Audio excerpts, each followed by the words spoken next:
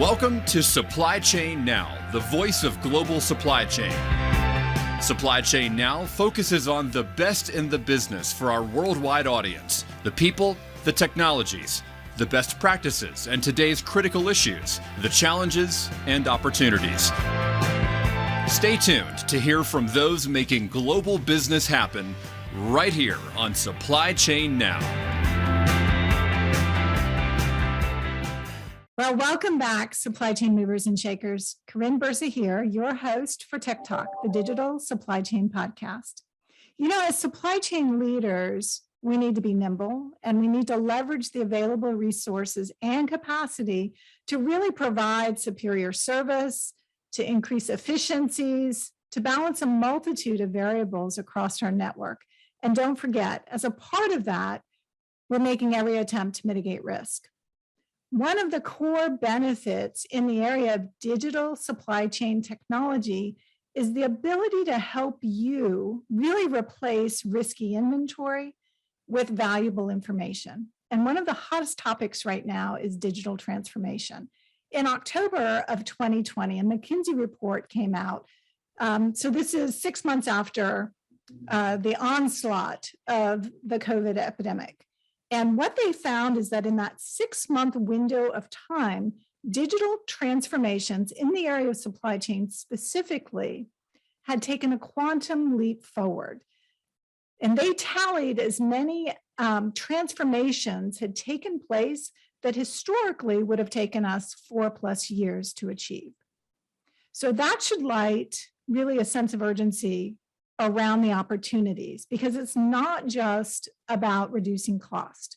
It's about increasing agility, increasing resilience, and being able to really transform not just visibility, but the actual movement of goods in our networks.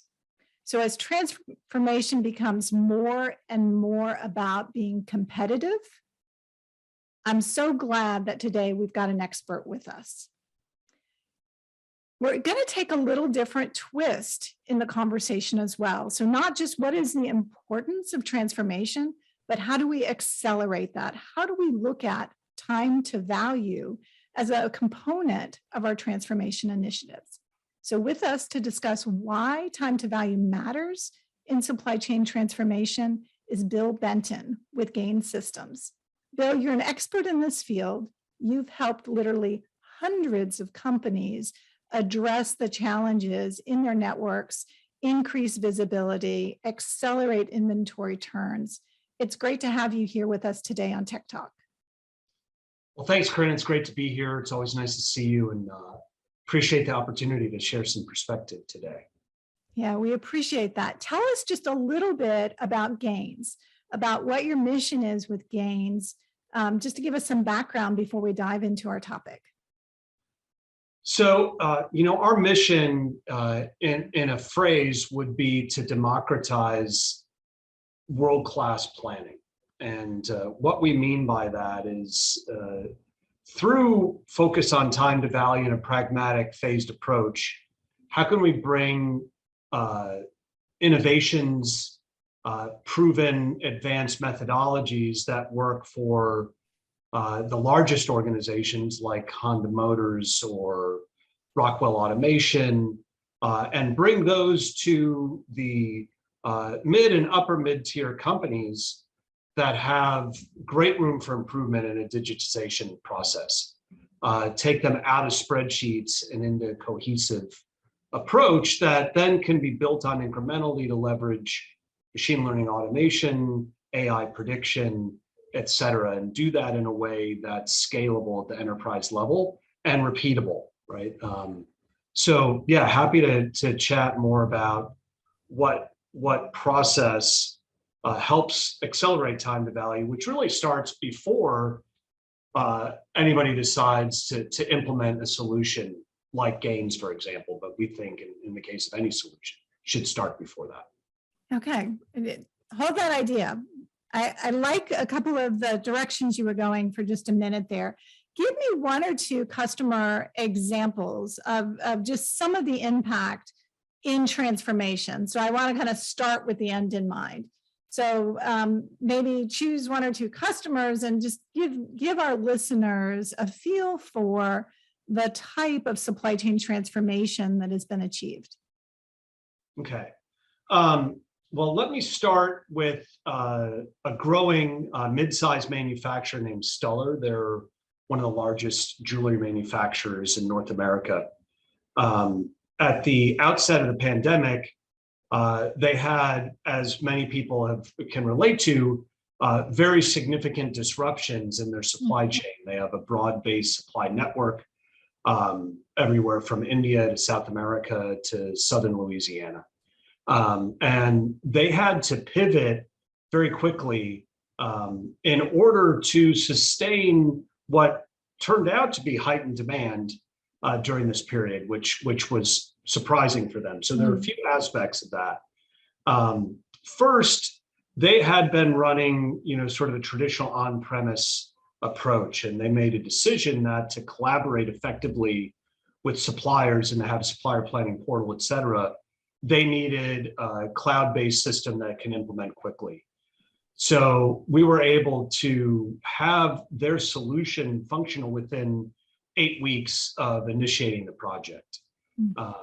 And that was, we think, largely attributable to leveraging what integrations they already had in place. So rather than doing a large-scale integration approach, we looked at what data flows are already working between even ERP and Excel, right? What extracts do they have? How could we repurpose those to feed into a single canonical data model for planning? And then how can we prioritize the improvements in a way where we get some quick wins up front, right? And then in their case, we had a 3-stage implementation process with that first stage happening rapidly. Okay, so that's a great example. And I'm already hearing in the conversation, breaking it up and getting some wins out of the gate. I also expect that in that time of so many disruptions, there had to be an opportunity for the customer, for Stuller, to really rebalance their network as well, or to look at alternate suppliers, and to do that very quickly as a part of continuing to serve their customers. So very, very interesting example there. Now, when you hear the word transformation, when a customer comes to you, our prospect is working with the team at Gains, and they say, we're in the midst of a transformation, or we're starting a transformation, what things come to mind, or what do you think about as you're helping coach them through that process or put a plan in place? Well, I mean, it's a lot of it goes back to the Pareto principle, right? So often there's a minority of functional foci that will contribute a majority of the prospective benefits. And those quick wins up front. So why we focus on time to value, other than the obvious reasons that, ROI is a function of time, not just R, but also because some projects can stall or even fail because of inertia, right? So to the extent that there can be tangible wins that create, say, positive morale for continued investment. And what's often, culturally challenging stuff for some companies, people having to learn new skills, people's roles adapting.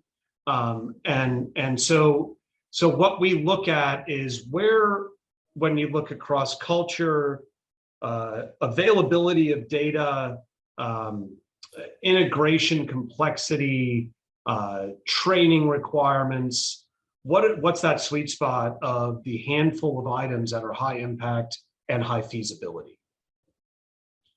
And is there always a common starting point, or is it different based on every business and maybe what their process has been prior to engaging with you? There's no one size fits all formula. Frankly. Oh, so we don't always start at square one, is what you're saying. No, like some people would think, well, what's the flow? You start with sales forecasting, Gotcha. Then you do inventory policy, then you do supply planning, then you blend it together in S&OP, and then maybe layer in some multi-enterprise or some network design, right? So that, as you know, as I was a student of supply chain and planning, that's how you think of things, right? There is a sequential flow. However, you know, at Rockwell Automation, we started with inventory optimization because they had simultaneously a need to reduce some surplus in areas, and also to invest in areas where they needed more resilience, where they might be reliant through no fault of their own, but because of the realities of the marketplace, on a small number of interdependent suppliers that might have a significant time to recover in the event of an unexpected event. And so there we start with inventory optimization, and then move from there to supply planning, and then into ultimately S&OP.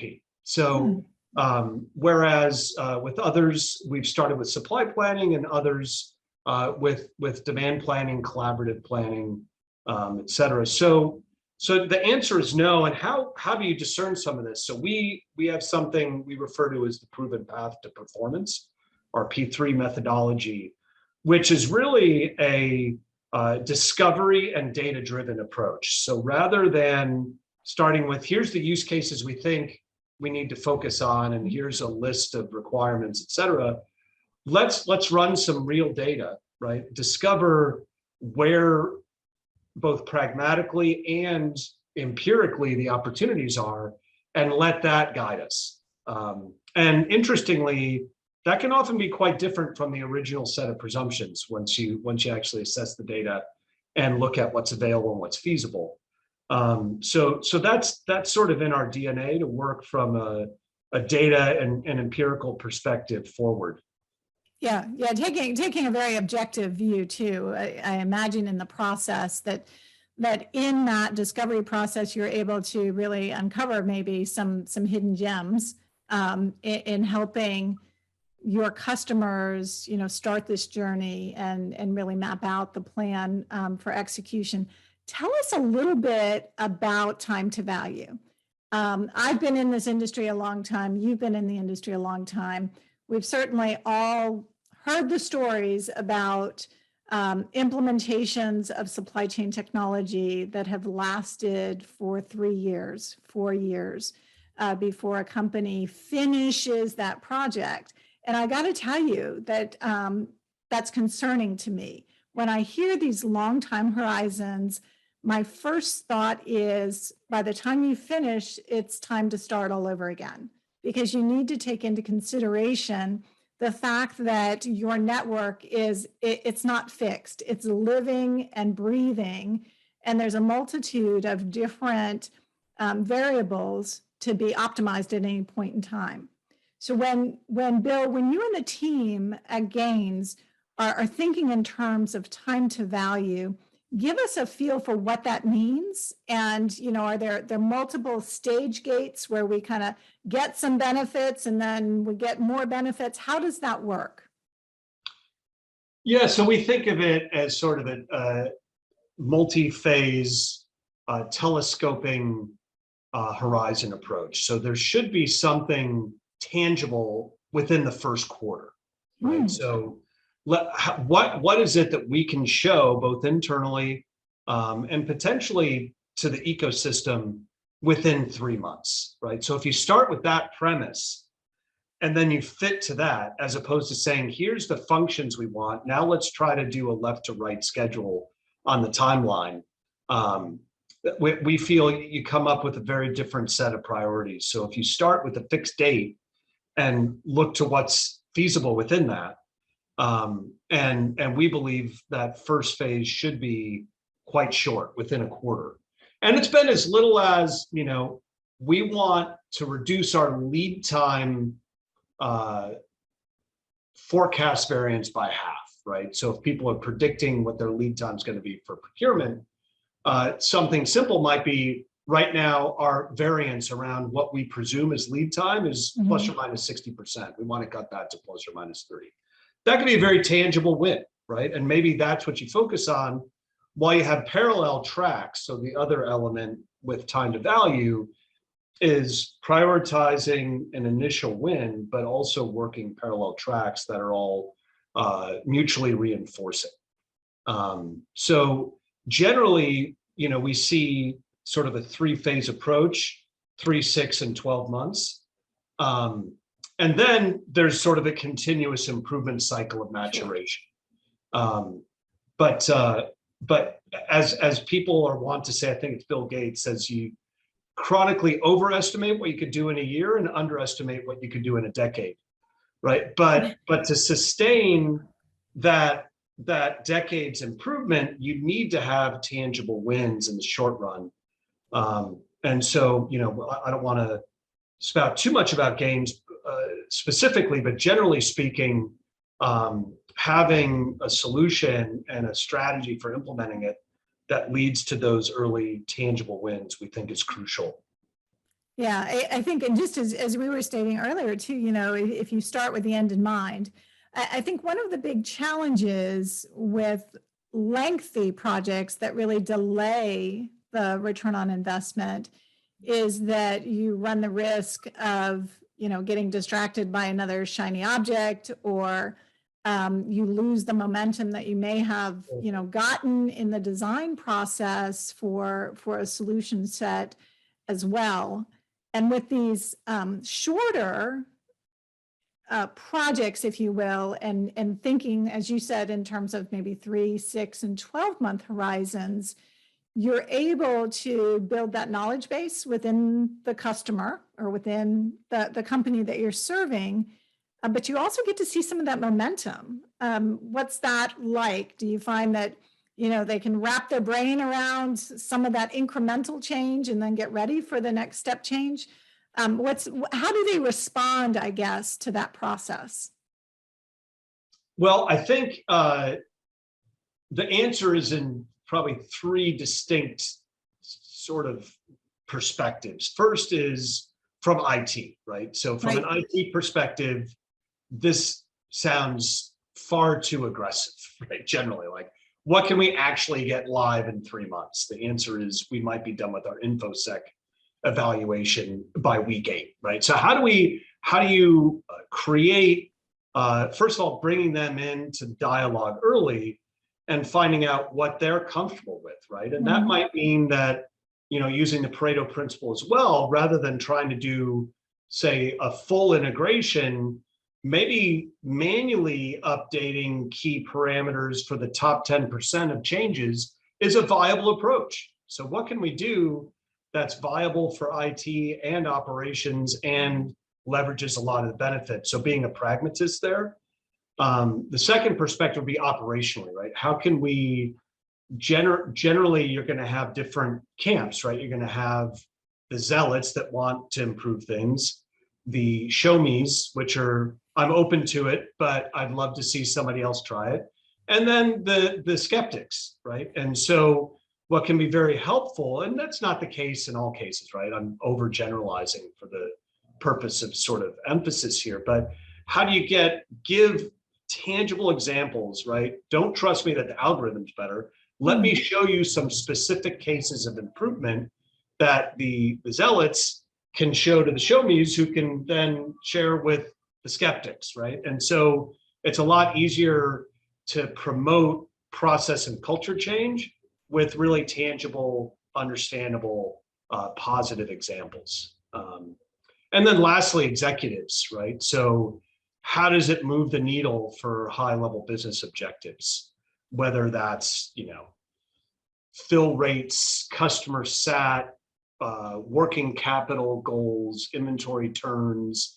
Usually there's going to be some set of goals, and if you can show something tangible, even if it's with a subset, say we're going to try 10% of our vendors or this one production manufacturing facility, right? And where they can extrapolate that quick win to say, all right, so now we know if we were to roll this out, here's what it looks like, and here's how it would support our strategic objectives. So I think those are the 3 different perspectives, and how, having this quick time to value can build momentum in all 3 areas, but also being pragmatic about it. Yeah, and I think, 10 years ago, we would talk about people, process, and technology. Now it's people, process, technology, and data. And the availability of data has changed exponentially.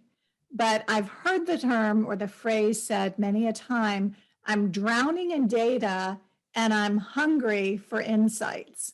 So how do you help your customers, to harness that data and to interpret it in ways that can be meaningful from a supply chain planning process, right? So we've got to train the people, we've got to look at the process. Those are things that have been part of the methodology for decades.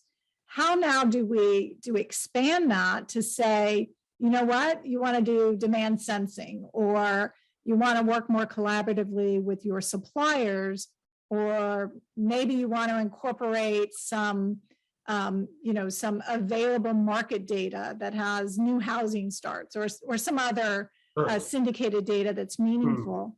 What does that look like as a part of this transformation process? Well, I think there's a sort of three-pronged approach to that. First is sort of taking the converse of the traditional role, which is, okay, traditionally, let's say, here's some solutions, analytics we want to put in place. Now let's do a mapping exercise and say, here's all the data we need to utilize these functions, right? Mm-hmm. As opposed to saying, here's the data we have, what functions can we leverage in light of that, right?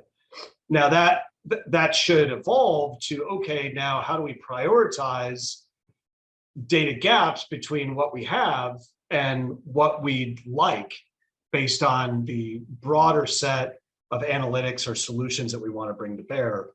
But again, sort of, and forgive me for being a bit of a broken record, but going back to the time to value, sometimes you go to war with the army you have, not the one you wish you had. And if you think of that in a data context, it's, we're going to, an analytical melee, right, with the data that we have available. So I think that one prong is reversing that and saying, here's the data we have, what can we do? The second prong is, given the additional things we'd like to do, how do we prioritize those data gaps, again, based on greatest sort of return on effort of acquiring that data? And then the third prong is, and from a GAINSystems perspective, we think of it as two parts of what we could bring to reduce the amount of effort to decide what data is needed and to acquire it. So the first part is, how can you self-parameterize, right? So a lot of solutions require, okay, here's some data. How do you cleanse it? How do you, detect anomalies? How do you fill gaps? So we try to provide tools to do those things. And then how many levers do you have to pull just to get an analytics set up and running, right? That's where the self-parameterization comes in. Can you get plausible output without having to set, dozens of switches or hire third parties to do so? So when you talk about self-parameterization, does that mean systematically things are happening, or that you're coaching the client's team, the customer's team, through what they need to do? I mean, that sounds very compelling, self-parameterization. What does that look like from a pragmatic perspective? Well, it means allowing but not requiring setup to get reasonable results. So the solution should have built-in intelligence to recommend, a default approach for everything, whether that's stocking policy, where and at what level, for example, in the bill of distribution or bill of materials of stock, what should the service level be, right?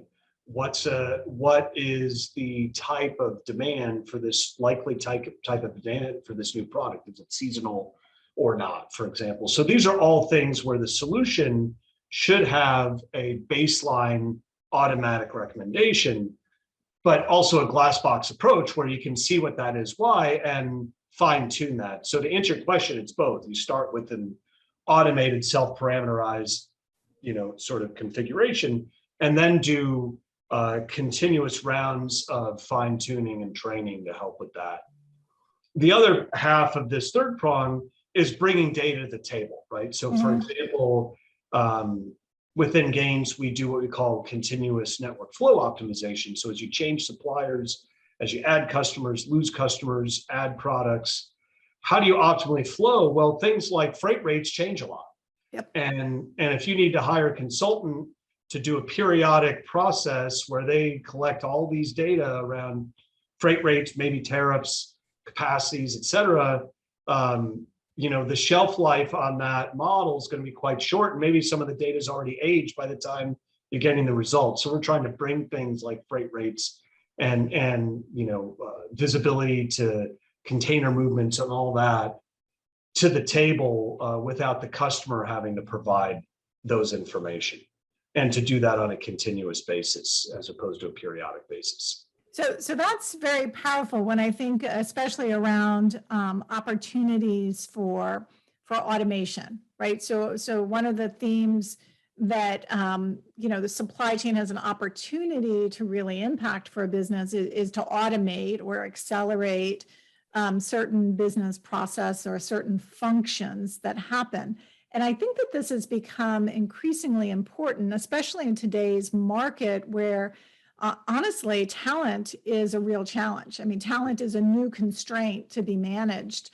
And so we need to be looking for those opportunities to automate where we can. Talk to me a little bit about automation. So I like this idea of self-parameterization and not accelerating at least the initial setup and deployment, but then that ongoing feed of important data about movement of inventory, right? So I think you mentioned containers or inbound notification, and I assume outbound would work very much in a similar fashion. But there's lots of opportunities to automate. Are you seeing that as a part of the transformations that your team is working on? The answer is yes. And the speed and degree of automation is going to vary significantly by each individual organization. So for example, on the fast end, one of our customers named Graybar, they're a very large North American distributor. And, within 12 weeks, they had 98% of all of their purchase and transfer lines automated, right? And a highly selective approach to manual intervention.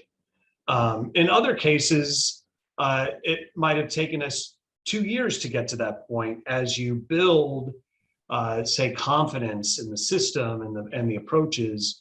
And when you're bringing machine learning into it, sort of this concept of sort of XAI, which is called explicable, the term for explicable AI, and people trusting the black box, right? And that the extent to which people are going to do that varies quite a bit. But our view is you want to bring some of it to the table straight away, so that there's that ability to build on that foundation. Whether it's 10%, look, we're going to automate those purchase lines that are less than $5, right? Nobody's going to lose their job over that. But we can see that ultimately, this is a nice little microcosm of say, moving that up to purchase orders of $500 or $5,000 or $50,000, or manufacturing work order automation when we're looking at doing automation even when we're up at 90+% of capacity utilization, right? Where people usually want to micromanage those things and rough cut scheduling because there's scarce, either scarce componentry like today or scarce capacity. So an incremental approach that's paced for the organization, but always greater than zero. Gotcha. Now you mentioned a couple of things. I mean, you mentioned some pretty short timelines, and I'm, my brain is kind of taking that immediately to time to value, right? Right. You mentioned 8 weeks for one deployment, just 12 weeks, seeing some pretty significant automation.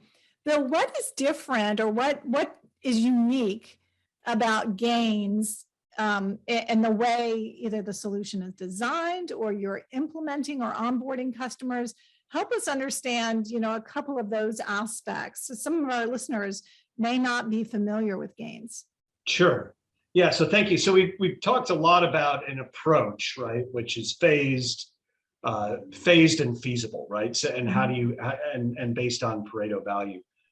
We did hit on a couple of them. So Gains is a supply chain platform that uses a single canonical data model. So these are not discrete sequential modules, right? And this wasn't built through acquisition of distinct products that interface with one another.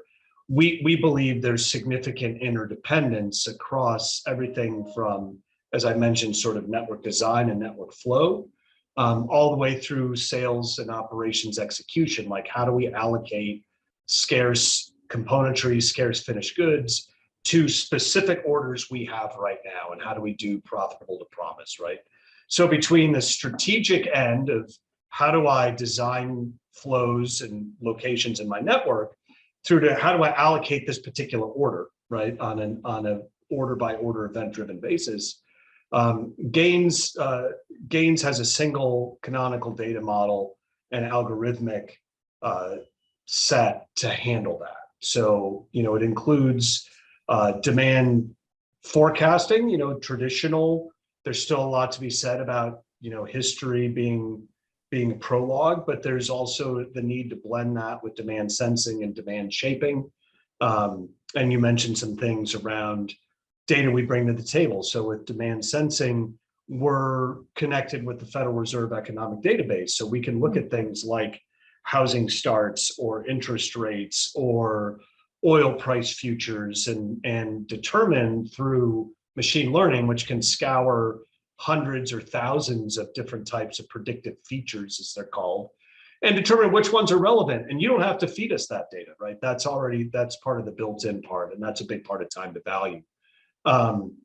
So sort of progressing from demand forecasting, sensing, and shaping, and collaborative demand planning into comprehensive inventory optimization, which we believe needs to be multi-echelon, whether that's within a bill of material, within a bill of distribution, or within both. And that's quite crucial because, and here's an example of interdependence, based on where you're stocking is going to determine what's your critical planning period for inventory deployment, right? So if you don't stock a raw material that has a 4-month lead time, using a demand model that's really helpful over a 28-day period isn't really going to help you make optimum raw material decisions over a 4-month horizon. So how can you fine tune the demand planning based on your lead time horizons for planning, where you're looking at cumulative lead times in light of, say, inventory stocking strategies? So that's another area where we think doing this all sequentially and periodically really breaks down, particularly in times of high volatility like we're seeing, right? Where, steady state conditions, this might work in a spreadsheet. Outside of that, definitely not, right?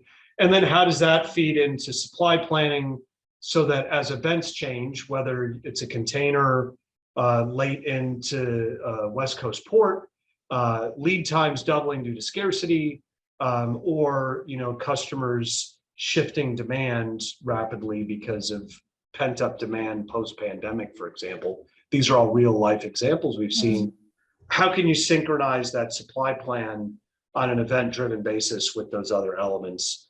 And then lastly, bringing it into sort of a cohesive sales and operations planning where you could do scenario planning of understanding, in times of scarcity, can I absorb this new customer, right? And their recurring demand in these product lines. What's the impact to my profitability? What do I have to air freight in versus sea freight in to make that happen and to meet their requirements?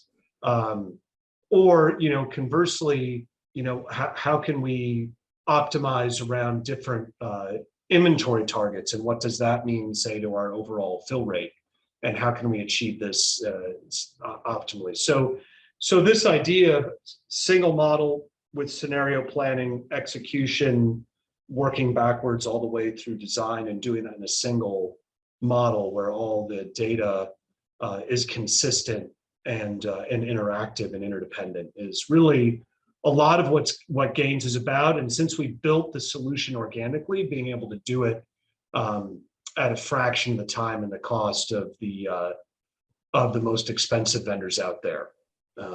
So that's our thought of bringing world-class solutions in a democratized way to the broader market and the larger organizations, to the extent that they buy into that vision. Right. Now, you mentioned several things there. So you mentioned some pretty sophisticated capabilities. One that I want to talk about for just a minute is multi-echelon inventory optimization. So a lot of folks say they do inventory optimization, and they will do this in a number of different ways. But when we're talking about multi-echelon inventory optimization, let's dive into that for just a minute, right? So we're moving beyond finished goods, right? And beyond finished goods across the network. Talk a little bit about what that means from a GAINS perspective. So I think there's a few aspects. First, there's resilience elements, there's postponement objectives, there's the ability to increase, say, your breadth and variety of finished goods that are more personalized by having really robust, say, semi-finished good inventory strategies. So at a high level, you could think of multi-echelon as starting with the lowest point in a distribution chain that's closest to the point of demand or point of consumption, rolling up through one or two levels of distribution, which goes to a manufacturing plant, which might go through 10 levels of bill of material, all the way to the purchase component or raw materials. So your stocking decisions at the raw material level cascade all the way down to your fill rate capabilities, your service capabilities, and your inventory requirements down at the lowest level near the point of sale, right? So this is an insoluble problem, right? The combinatorial complexity of, do I stock here, and what are the impacts? And if I stock the raw material, it shortens my lead time here, but I've got a lot of stock in these materials that have a cost. And how do those trade-offs work? So we were pioneers using different types of AI methods as many as 2 decades ago to start with. Obviously, we can run hundreds of times as many scenarios as we used to be able to do, but using things like genetic algorithms to get to a near optimum solution of what's the best trade-off for resilience of stocking, long lead time, procured items, short lead time, semi-finished goods. Do we want to stock the finished goods, or do we want to box and label to order, right? How do we maintain flexibility? And then how far do we disperse or deploy inventory through the network, right? Can we pull it as needed for high cost, low frequency products? Or should we deploy it to the consumption point so we're not incurring a lot of expedite or extra transport? We can batch things and move things in full containers and then ship in boxes, So relative, and the interesting part about it is these flows change over time. Yep. So most people might set these policies once a year because it's very difficult to even get an approximation of this. GAINS looks at continuous Pareto-based multi-echelon inventory optimization, where we'll say, all right, here's the top 5% of materials where you should either stop stocking these, or significantly change their target fill rates in order to get to a more optimum set of trade-offs between expediting inventory and service. Okay, so obviously that's a big part of driving some ROI, right? One of the major factors that get measured in any of these initiatives is the investment in inventory or inventory turns or lead time, as you mentioned, as well as an element of driving service. So the ability to really bring all of that business strategy together and then continuously optimize that process. Right.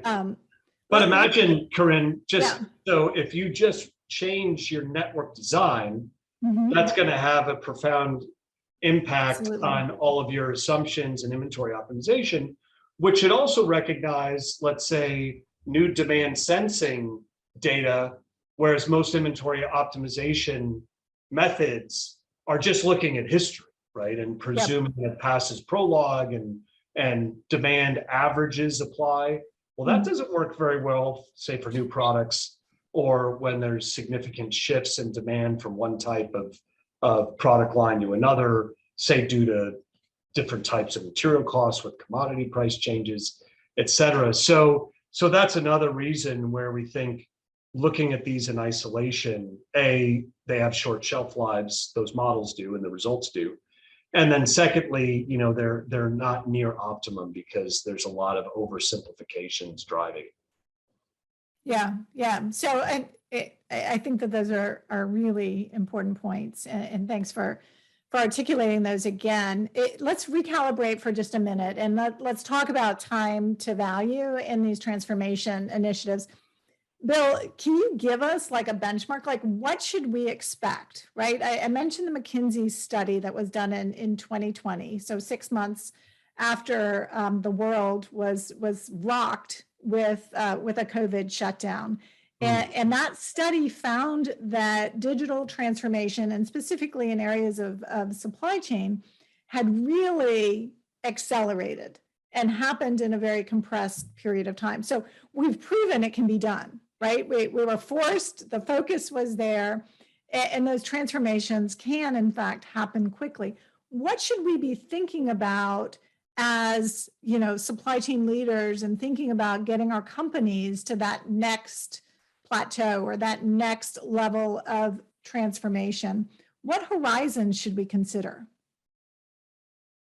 Well, I'll sound as if I'm digressing here, but I think that's part of this phased approach where you want to have quick wins over first quarter, other more profound wins over 6-month period, and then longer term. And what that is really varies.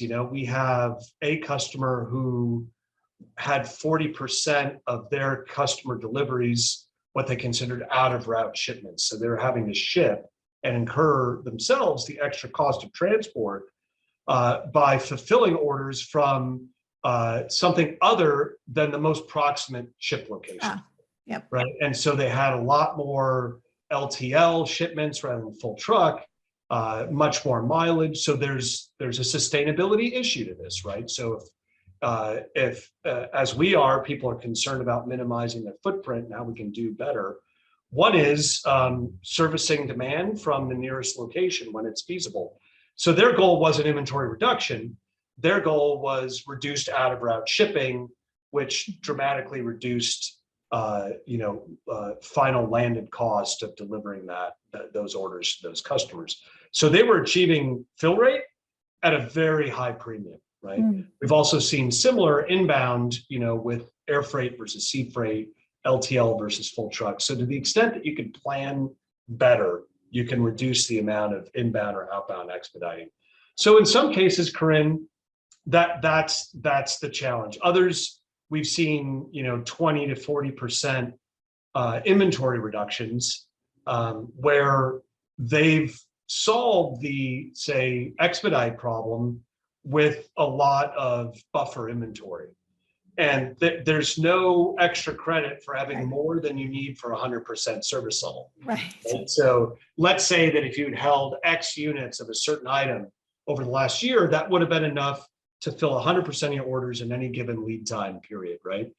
If you have 2X, that extra X adds no value. Anything, yeah. Right.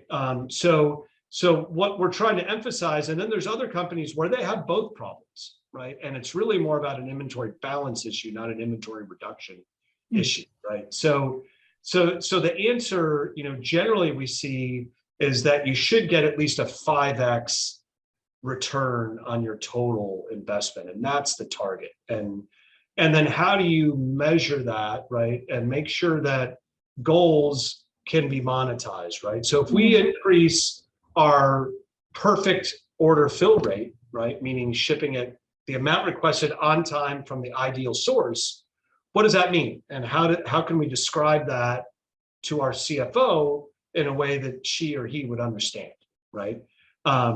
So that's another sort of approach that we like looking at is what's the ROI attainment?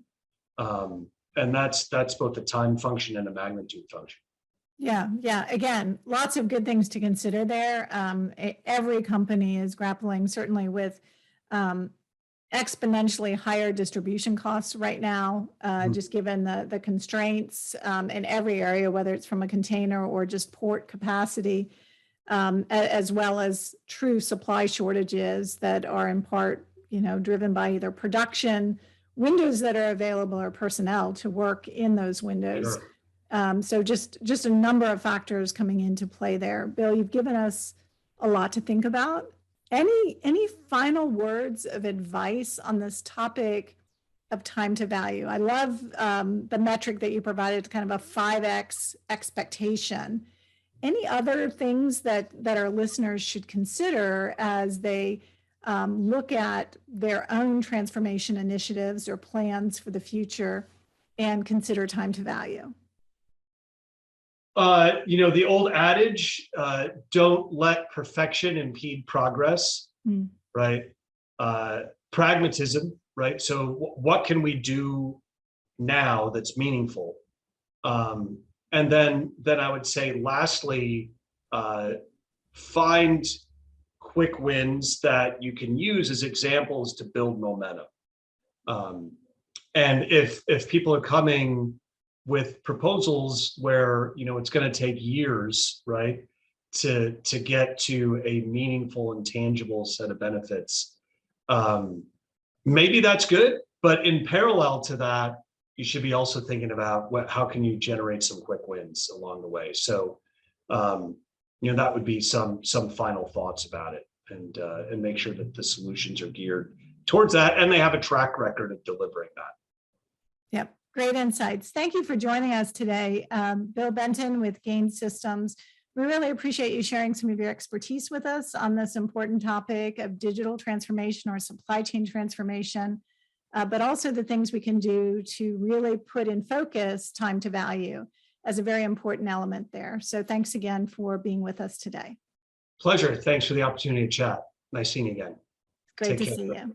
Okay. Thank you, our audience, for joining us today on Tech Talk, where our goal is to help you to eliminate the noise and focus in on the information and inspiration that you need to transform your businesses and replace risky inventory with valuable insights. We'll see you next time here on Tech Talk, powered by Supply Chain Now. Thanks for being a part of our Supply Chain Now community. Check out all of our programming at supplychainnow.com and make sure you subscribe to Supply Chain Now anywhere you listen to podcasts. And follow us on Facebook, LinkedIn, Twitter, and Instagram. See you next time on Supply Chain Now.